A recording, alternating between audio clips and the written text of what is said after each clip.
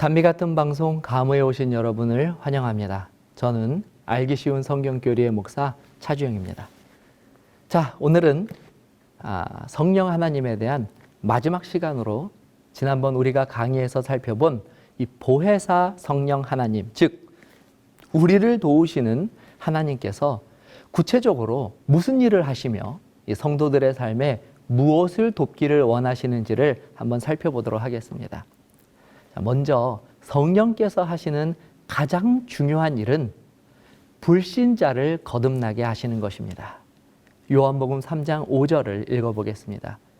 예수께서 대답하시되 진실로 진실로 내게 이르노니 사람이 물과 성령으로 나지 아니하면 하나님의 나라에 들어갈 수 없느니라.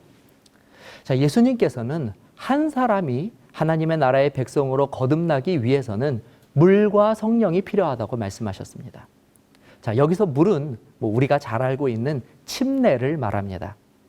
혹시 이 방송을 보시는 분들 중에 이 침례가 무엇인지 모르는 분을 위해서 잠깐 소개하면, 이 침례란 마치 결혼식장에서 신랑 신부가 이 성혼 서약을 하는 것처럼 하나님 앞에서 자신의 믿음을 하나님과 사람들 앞에 공개적으로 드러내는 이 거룩한 예식입니다.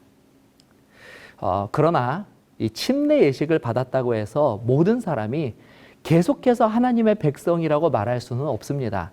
왜냐하면 이 결혼식도 중요하지만 결혼식 이후에 이 두 사람의 마음이 변하지 않기 위하여 노력하는 것이 더 중요한 것처럼 침례 예식도 침례 예식 이후에 처음 가졌던 그 믿음의 고백과 마음이 변하지 않고 잘 유지하는 것, 그리고 또 발전시키는 것이 더 중요한 것입니다.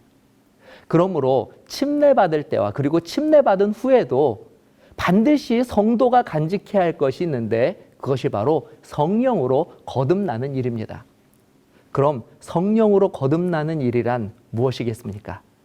로마서 8장 26절은 이렇게 말하고 있습니다. 이와 같이 성령도 우리의 연약함을 도우시나니 우리는 마땅히 기도할 바를 알지 못하나 오직 성령이 말할 수 없는 탄식으로 우리를 위하여 친히 간구하시느니라. 예수님을 따르기로 결심한 자들은 사실 자연스럽게 한 가지 소원을 가지게 됩니다. 그것은 하나님의 뜻과 반대되는 죄악된 일들을 그치고 하나님의 말씀대로 살기로 결심하는 것입니다. 지금까지 남을 미워하는 그와 같은 마음에서 일어났던 죄악에서부터 또 각종 부도덕하고 부절제한 삶에 이르기까지 하나님께 영광이 되지 못하는 그 모든 것들을 떠나고자 하는 것이 바로 이 성도들의 거룩한 결심입니다. 그러나 우리는 이 죄악된 존재이기 때문에 우리 스스로 이런 결심을 한다고 해서 이 일을 스스로 이루는 것은 사실상 불가능합니다.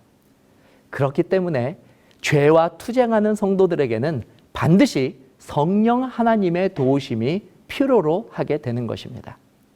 그런 자들에게 성령 하나님께서 함께 하심으로 성도들이 이 마귀의 미혹을 능히 이기고 매 순간 승리를 경험할 수 있는 일들이 이루어지는 것입니다. 이런 영적 싸움에서 승리하는 것, 그것을 바로 우리는 거듭남이라고 말하는 것입니다. 여기서 우리가 꼭 잊지 말아야 하는 것은 성령의 도우심으로 얻게 되는 거듭남이란 일회적으로 과거에 한 번 경험하는 사건이 아니라 지금도 모든 믿는 사람들이 성령을 의지함으로 날마다 혹은 매 순간 경험해야 할 영적 경험이라는 것입니다.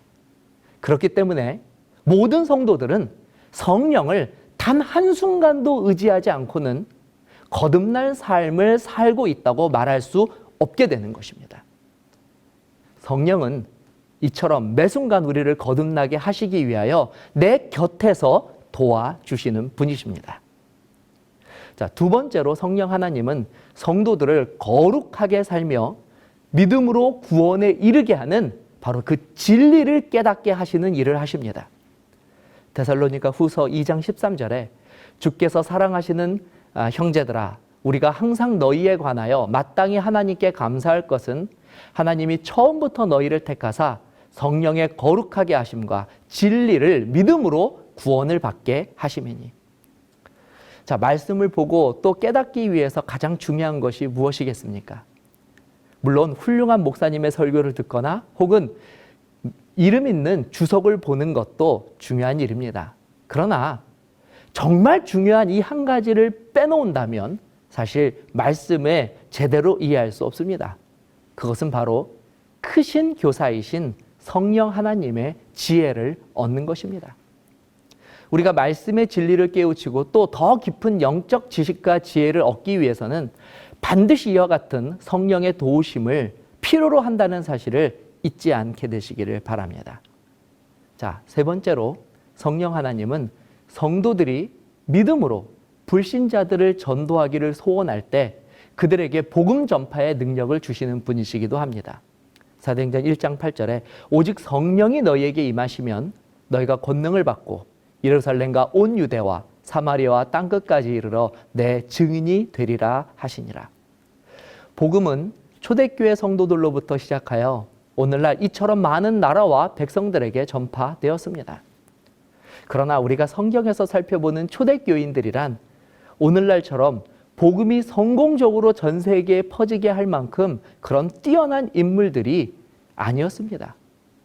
하지만 분명한 사실은 지금도 복음은 힘있게 온 세상을 향하여 전파가 되고 있고 여전히 사람의 능력이 아니라 하나님의 능력을 힘입은 자들에 의하여 전파되고 있다는 사실입니다.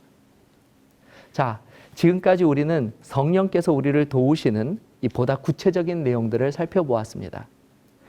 저는 성령에 대한 강의를 마치며 이 한 가지를 끝으로 꼭 말씀드리고 싶습니다. 이렇게 크고 놀라운 능력으로 우리를 도우시는 성령 하나님께서 가장 돕기를 원하시는 분, 바로 그 사람이 바로 여러분이라는 사실입니다.